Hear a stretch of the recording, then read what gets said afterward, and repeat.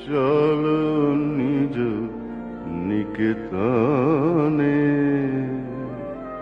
সংসার বিদেশে বিদেশির বেশে ভ্রম কেন অকারণে, মন চলো নিজ নিকেতনে।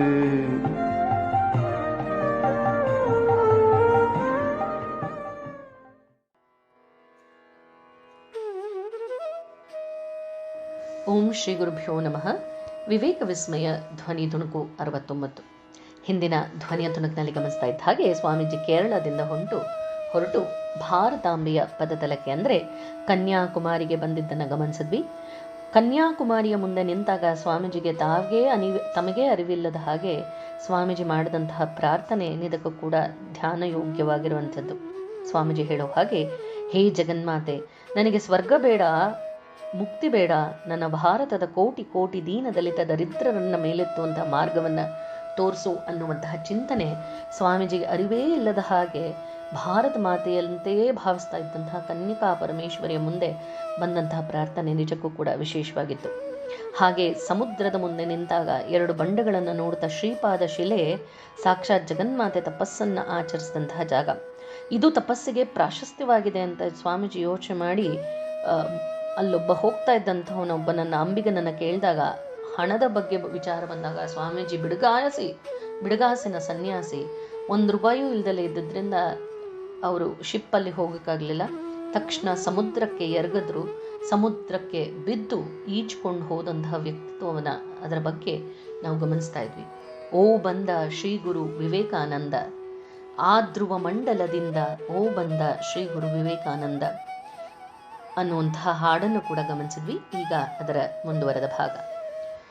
ಸಮುದ್ರ ಏರ್ತಾ ಅಲೆಗಳನ್ನು ಎಬ್ಬಿಸ್ತಾ ಭೋರ್ಗರಿತಾ ಇದೆ. ಆದರೆ ಸ್ವಾಮೀಜಿಯ ಮನಸ್ಸಿನಲ್ಲಿ ತೊಯ್ದಾಡ್ತಿದ್ದಂತಹ ಬಗೆ ಬಗೆಯ ಭಾವದ ಅಲೆಗಳ ಮುಂದೆ ಈ ಅಲೆಗಳು ಯಾವ ಲೆಕ್ಕ? ಭಾರತದ ತುತ್ತ ತುದಿಯ ಬಂಡೆಯ ಮೇಲೆ ಕುಳಿತಾಗ ಸ್ವಾಮೀಜಿ ಗಾಢ ಧ್ಯಾನದಲ್ಲಿ ಮುಳುಗಿಬಿಟ್ರು. ಧ್ಯಾನದ ವಸ್ತು ಯಾರಿರಬಹುದು? ಭಾರತದ ಭೂತ ಭವಿಷ್ಯದ ವರ್ತಮಾನಗಳೆಲ್ಲವೂ ಕೂಡ ಸ್ವಾಮೀಜಿಯ ಮನಸ್ಸಿನ ಪಟಲದ ಮೇಲೆ ತೆರೆಯಾಗಿ ಹಾದು ಹೋಗೋದಕ್ಕೆ ಪ್ರಾರಂಭ ಆಯಿತು. ಭಾರತದ ಅವನತಿಗೆ ಕಾರಣ ಏನು ಅನ್ನೋದನ್ನು ಸ್ವಾಮೀಜಿ ಸ್ಪಷ್ಟವಾಗಿ ದೃಗ್ಗೋಚರವಾಗಿ ಕಂಡರು.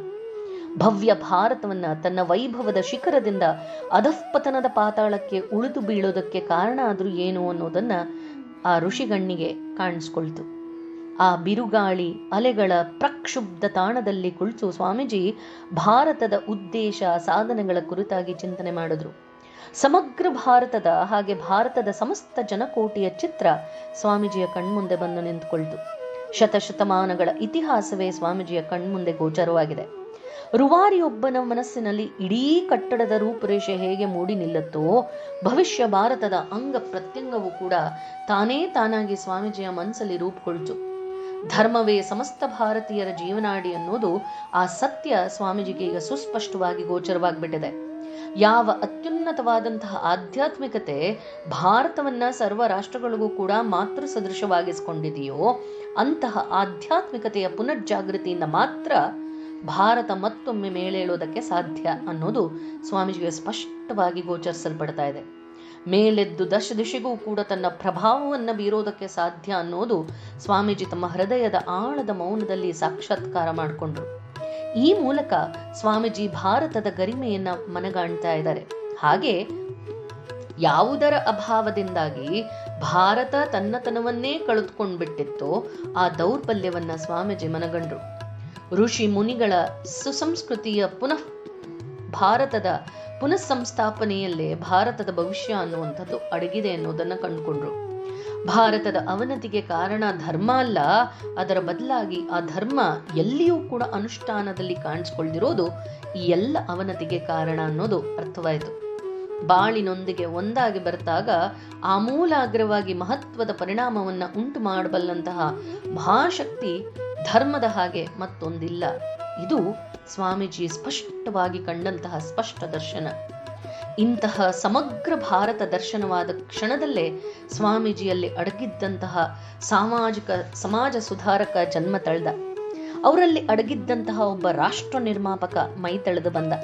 ಸ್ವಾಮೀಜಿಯಲ್ಲಿ ಅಡಗಿದ್ದಂತಹ ಜಗದ್ರುವಾರಿಯಾದಂತಹ ವಿಶ್ವಶಿಲ್ಪಿ ಜಾಗೃತನಾಗ್ಬಿಟ್ಟಿದ್ದಾನೆ. ಭಾರತದ ಬಡತನ, ದಾರಿದ್ರ್ಯ ಇದೆಲ್ಲದನ್ನ ಸ್ಮರಿಸ್ಕೊಳ್ತಾ ಅವರ ಹೃದಯ ಮಮ್ಮಲ ಮರುಗ್ತಾ ಇದೆ. ಯಾವ ಧರ್ಮ ತನ್ನ ಕಕ್ಷೆಯಿಂದ ಲಕ್ಷಾವಧಿ ಜನಸಾಮಾನ್ಯರನ್ನ ಹೊರದೂಡ ಬಿಟ್ಟಿದೆಯೋ ಅಂತಹ ಧರ್ಮದಿಂದ ಪ್ರಯೋಜನ ಆದ್ರೂ ಏನು ಅಂತ ಪ್ರಶ್ನೆ ಬೀಳ್ತಾ ಇದೆ.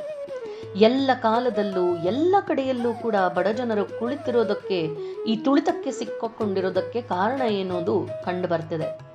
ಪುರೋಹಿತ ಶಾಹಿಯ ದಬ್ಬಾಳಿಕೆ, ಹಾಗೆ ಸಮಾಜವನ್ನ ಚೂರಾಗಿ ಒಡೆದಿರುವಂತಹ ಜಾತೀಯತೆಯ ಹಾವಳಿ, ಇದು ಭಾರತದ ಪ್ರಗತಿಯ ಹಾದಿಯಲ್ಲಿ ಮೇಲೆದ್ದು ನಿಂತುಕೊಂಡಿರುವಂತಹ ಅಭೇದ್ಯ ಕೋಟೆ ಹಾಗೆ ಕಾಣ್ತಾ ಇತ್ತು. ಇದೆಲ್ಲದನ್ನ ಆ ಸನ್ಯಾಸಿಯ ಹೃದಯ ಈಗ ದರ್ಶನ ಮಾಡ್ತಾ ಇದೆ. ಹೀಗೆ ಕಂಡು ಎಲ್ಲದನ್ನ ಭಾವಿಸ್ತಾ ಪರಿತಪಿಸ್ತಾ ಇದೆ. ಸ್ವಾಮೀಜಿ ತಮ್ಮ ಭಾವರೂಪದ ಮೂಲಕ ಜನಸಾಮಾನ್ಯರ ಜೀವನವನ್ನ ಪ್ರವೇಶ ಮಾಡಿ ನೋಡ್ತಾ ಇದ್ದಾರೆ. ಇತರ ಜನರ ಸಂಕಟದಲ್ಲಿ ಅವರೂ ಸಹಭಾಗಿಗಳಾಗ್ತಾ ಇದ್ದಾರೆ. ಅವರ ಅವನತಿಯನ್ನ ಕಂಡು ತಾವು ತಲೆ ತಗ್ಗಿಸ್ಕೊಳ್ತಾ ಇದ್ದಾರೆ. ಅವರ ಕಣ್ಣೀರನ್ನ ನೋಡ್ತಾ ತಮಗೇ ಅರಿವಿಲ್ಲದ ಹಾಗೆ ತಮ್ಮ ಕಣ್ಣಲ್ಲೂ ಕೂಡ ನೀರು ಹೋಗ್ತಾ ಇದೆ.